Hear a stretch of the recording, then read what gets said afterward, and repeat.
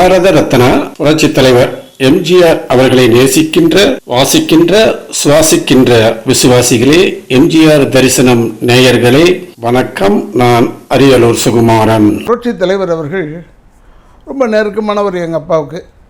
அவர் வேட்டி தான் கட்டிக்கிட்டு இருந்தார் தாய்க்கு பின் தர வரைக்கும். அப்போ எங்கள் அப்பா அவரை கூப்பிட்டு, யார் ராமச்சந்திரா நீ ஷூட்டு கோட்டுக்கிட்டு போடுப்பா சொல்லிவிட்டு, தாய் சொல்லி தட்டாதே ஐ திங்க் தேவர் ஃபிலிம்ஸில் அங்கேருந்து தான் அவர் கோட்டு போட ஆரம்பித்தார் நிறைய. அப்புறம் ஆஃப்கோர்ஸ் அவருடைய ஸ்டைலுக்கு அதெல்லாம் நிறைய போட்டார், அக்செப்டட் ஆகிடுச்சு அவர் போடுறதெல்லாம். எங்கள் அப்பாவுக்கும் புரட்சித் தலைவருக்கும் உள்ள நெருக்கம் எப்படின்னா,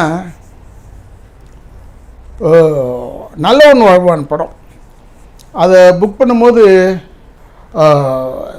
மெஜஸ்டிக் ஸ்டுடியோவில் செட்டு கிளாஸ் போட்டு water tank set under water fight எடுத்தாங்க.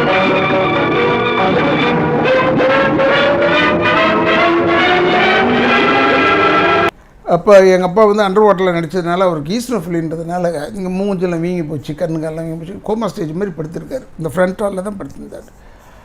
அப்போ ரத்ன சபாபதி டாக்டர் காமன் டாக்டர் எல்லாருக்கும். அப்போ அவர் என்ன செஞ்சார்னா,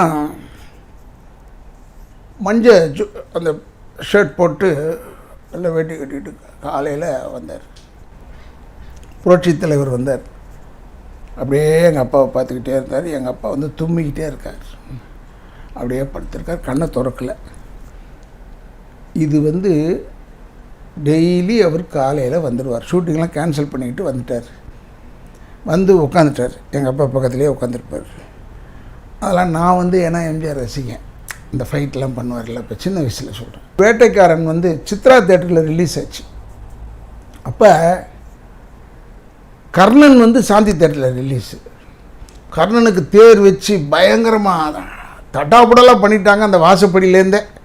இது நான் சொல்கிறது பழைய சாந்தி தேட்டர் சொல்கிறேன். அப்போ அந்த இடத்துலேருந்தே போட்டிருக்காங்க தேர்.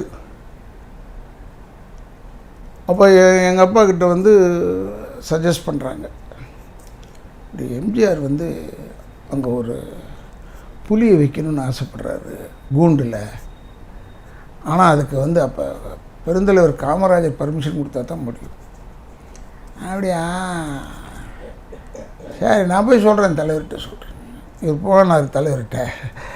அது ஏன்னா அவர் காங்கிரஸ்ஸு, நடிகர் திலகம் அப்பா காங்கிரஸ்ஸு, புரட்சித் தலைவர் டிஎம்கே. அப்புறமா எங்கள் அப்பா சொன்னதுனால தான் அந்த பர்மிஷன் கொடுத்தாங்க. 3 days புலி நின்றுச்சு அந்த கூண்டில், வேட்டைக்காரன் படத்தில். இது யாருக்கு தெரியாத விஷயத்த சொல்கிறேன் நான்.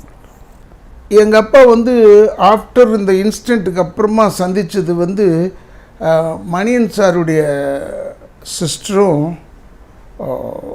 மனோரமா அவங்க பையன் பூபதி, என் கிளாஸ்மேட்டர், அவங்களுடைய திருமணத்தில் தான் எங்கள் அப்பா புரட்சித் தலைவரை சந்தித்தாங்க. 2 பேரும் மீட் பண்ணாங்க. அவர் ரொம்ப எழுந்திரிச்சு மரியாதைலாம் கொடுத்தாரு. இருந்தாலும் நீ உட்கார் ராமச்சந்திரன் பக்கத்தில் உட்காருங்கன்னு சொன்னார். இல்லை வேணாம் இருக்கட்டும், தள்ளி போய் அவர் உட்காந்தார். இதெல்லாம் நிகழ்ச்சி. அதே மாதிரி அதே ஏபிஎம் சேரிட்டிஸ்லேயே ஒரு மேடையில் பேசும்போது, மாண்புமிகு முதலமைச்சர் அவர்களேன்னு எங்கள் அப்பா சொன்னார். டக்குன்னு எம்ஜிஆர் மைக்க பிடிச்சிட்டார். நீங்கள் என்ன வேணாலும் திட்டிருக்கலாம், ஆனால் மாண்புமிகு முதலமைச்சர் என்ன சொல்லி, நீங்கள் எப்பவுமே ராமச்சந்திரன் கூப்பிடுங்கன்னு சொல்லி நான் தலையெடுத்து முதல்ல எஸ்ஐடி காலேஜில் நான் சிறந்த நடிகர் வாங்கும்போது, நாங்கள் காலேஜ் லெவல் தானே, அப்போ ஒரு ஜாலியாக இருந்துகிட்டே இருக்கும்போது திடீர்னு எங்கள் ஏரியா ஸ்டேஷன்லேருந்து சொன்னாங்க, ரவி யார் தெரியுமா வரா பரிசு கொடுக்க, முதலமைச்சர் வர்றார். விறுவிறுத்து போச்சு. என்னடா எம்ஜிஆர் வர்றாரு, எப்படி அவர் கையில் நம்ம வாங்குறது, பரிசு வாங்க போகிறோம், என்னடா இதுன்னு பயம். ஃபஸ்ட்டு டைம் பார்க்க போகிறேன். அப்புறமா மேடையில் அவர் நின்னார். அப்புறமா என்னை கூப்பிட்டாங்க. நான் மேடைக்கு போனேன். எல்லா பசங்களும் கத்துறாங்க, தலைவா அவன் யார் தெரியுமான்னு. அப்போ நான் சொன்னேன், இது எதுக்கு அவன் சொல்லி நம்ம தெரியணும்னு. நான் தாங்க ரவி ராதா பையன் கும்பிட்டேன். அப்படியே கையை பிடிச்சார், உடம்பு பார்த்துங்க அப்படின்னு சொல்லிட்டு. இன்னும் கூட அந்த ஸ்டில் இருக்குது, பிளாக் அண்ட் ஒயிட் ஸ்டில் என்கிட்ட. நான் ஸ்டில் ஃபோட்டோகிராஃபர் அப்போ எடுத்துட்டான். எனக்கு கோவம், ஏய் இன்னொரு தடவை எடுறா அப்படி கை நீட்டும் போது எடுத்தான். திருப்பி அதே அசிங்கமாக தான் கோரமையாக தான் எடுத்தான். ஆனால் தலைவரோட நிற்கிறது ஒரு திருப்தியாக இருந்தது. நான் புரட்சித் தலைவர் அவர்கள் ஒரு அனௌன்ஸ்மெண்ட் கொடுக்குறாரு. இந்த சத்துணவு திட்டத்துக்காக எல்லா நடிகர்களும் ஸ்டார் நைட்டு வந்து பண்ணணும், நேரு கலையரங்கத்தில் பண்ணுறோம், அதுக்கு எல்லோரும் பேர் கொடுங்க. முதல்ல விகேஆர் சித்தப்பா கையெழுத்து போட்டார், நம்பியாரப்பா கையெழுத்து போட்டார். தேர்ட் மேனாக நான் கையெழுத்து போட்டேன், ராதா ரவி. நான் டிஎம்கேல இருக்கிறவன், இருந்தாலும் கேட்டது புரட்சி தலைவர், அதனால் உடனே கையெழுத்து போட்டேன். நல்ல விஷயத்தை தானே செய்கிறார். புரட்சி தலைவர் என்ன செஞ்சார்னா, அவர் நான் தமிழ்நாட்டுடைய முதலமைச்சராச்சே, டக்குன்னு உடனே ஒரு அனௌன்ஸ்மெண்ட் கொடுத்தார். அதில் வந்து கலந்துங்க இருக்கவங்களாம் ஒரு சவரன் மோதிரம்னு சொன்னார். அதனால தான் அவர் கொடுக்கும்போது, இந்த மோதிரத்தை கொடுக்கும்போது, I was the second man to be called. ரெண்டாவது ஆளை ஃபஸ்ட்டு நம்பியார் சாமியை கூப்பிட்டாரு, அப்புறமா அடுத்தது வந்து ராதா ரவின்னு கூப்பிட்டாங்க. பெரிய பெரிய ஸ்டால்வர்ட்ஸ்லாம் நிற்கிறாங்க, அவங்க எதிர்க்க என்னை கூப்பிட்டாரு. நான் உடனே விறுவிறுன்னு மேலே போனேன், மோதிரம் வாங்குகிறேன். இன்னும் வச்சுருக்கேன் அந்த மோதிரம், அந்த அரசு சிம்பல் போட்டு. அப்போ அவர் சொன்னார், காலேஜில் பார்த்தது இப்போ தான் பார்க்குறேன் உங்களைன்னு சொன்னார். ஆமாங்கன்னு சிரித்தேன். உடம்பு பார்த்துங்க, நல்லா இருக்கீங்க, இதே மாதிரி இருங்க. புரட்சி தலைவரை வந்து இன்றைக்கி வரைக்கும் சரி, அவர் படம் வந்து அவர் படம் பூராவே பாடமாக மாறிவிட்டது. நான் ஆணையிட்டால்னு அவர் அன்றைக்கி பாடினார்னா, இன்றைக்கி வரைக்கும் அவர் நான் ஆணையிட்டது தான் செல்லும். முன்னோடியாக எல்லாமே சொல்லியிருப்பாங்க. மேலும் புரட்சி தலைவரை பற்றி சொல்லணும்னா, அதாவது முத்தாய்ப்பு வச்ச மாதிரி ஒரு விஷயம் என்னென்னா, அவர் நான் நடிகர் சங்க தலைவர் ஆனவுடனே 86 நடிகர் சங்க தலைவர் ஆனதுலேருந்து அவரை பார்க்கவே இல்லை. எப்படியாவது அவரை பார்க்கணுமே நினச்சேன், முடியல.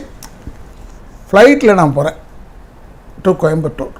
அப்போ ஃப்ளைட் வந்து கோயம்புத்தூருக்கு பெங்களூரில் போய் நின்று 30 நிமிஷம் நின்றுட்டு தான் கோயம்புத்தூர் போவோம். சத்யராஜ் வீட்டு கல்யாணம், நான் ஷூட்டிங் போகிறேன் பொள்ளாச்சிக்கு. ஃப்ளைட்டில் உட்காந்துருந்தேன், ரொம்ப லேட் ஆகுது. நான் ரொம்ப இதுவாக, என்ன லேட் ஆகிட்டே இருக்கு ஃப்ளைட்டு, எடுப்பீங்களா எடுக்க மாட்டிங்களா, ஏன்னா நான் டைமுக்கு அங்கே போய் ஆகணும் அப்படின்னு சொல்கிறேன். இல்லை சார், ஒரு விஐபி. யார் விஐபி? முதலமைச்சர் சொன்னாங்க. அதோடு உட்காந்தவன் தான் சைலண்ட்டாக. ஆனால் மனசுக்குள்ளே டக்குன்னு ஒன்று வந்தது, இது ஒரு நல்ல வாய்ப்பாச்சு, அவர் வரட்டும் உட்காட்டும். அவர் பெங்களூரில் மட்டும் இறங்கிட்டாருன்னா நம்ம அவரோட பேச வேணாம், இறங்கலைன்னா பேசிடலான்னு பிளான் பண்ணிவிட்டு உட்காந்தேன்.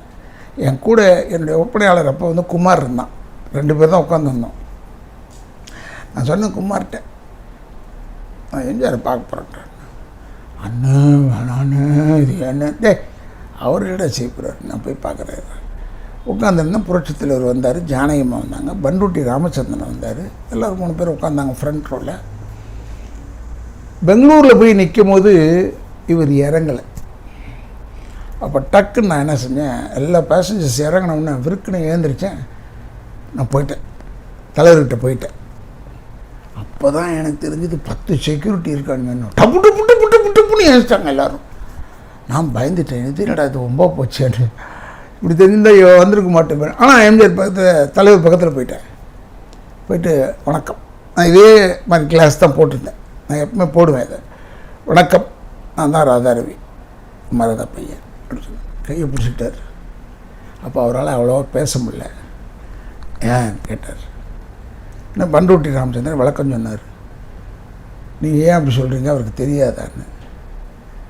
எனக்கு கண் கலங்குது அவரை பார்த்துட்டு. ஏன்னா நான் எப்படி பார்த்தேன் எம்ஜிஆரை, என்னடா பெரிய மேட்னி ஐடலாச்சே அப்படின்னு. பக்கத்தில் ஜானகியம்மா வந்து, இப்படிப்பா தம்பி இருக்கா, நல்லா இருக்கேன் எல்லாம் கேட்டுட்டு இருந்தாங்க. இருக்கிறம்மா, அப்பாவை தான் பார்க்கணும்னு நினைக்கிறேன், தலைவரை பார்க்கவே முடியல, யார் என்ன சேர்க்க மாட்டுறாங்க உள்ள. அப்படி திரும்பினார் எம்ஜிஆர். இதை கேட்டுட்டு பண்டூட்டி ராமச்சந்திரன் போகிறார். ஒரு வாட்டி அப்படி இன்னும் சொன்னார். இல்லைப்பா, நீ மெட்ராஸ் வந்தோன்னே வாப்பா, எனக்கு கொடுப்பா லெட்டர், நான் உன்னை கூப்பிட்டு போயிடுறேன். சரிங்க ஐயா அப்படின்னு நின்றுட்டு இருந்தேன். அந்த ஒரு 15-20 மினிட்ஸில் எல்லோரையும் உள்ளே விட்றாங்க பேசஞ்சர்ஸ். ஐயா நம்ம பின்னாடி போய் உட்காடுறேங்க. அப்படியே தட்டி விட்டார் கண்ணத்தை. போயிட்டு உட்காந்துட்டேன். நான் மெய் மறந்துட்டேங்க. ஃப்ளைட்டு டேக் ஆஃபு கோயம்புத்தூரில் நின்றுச்சு. இதுதான் கிளைமேக்ஸ் இதில்.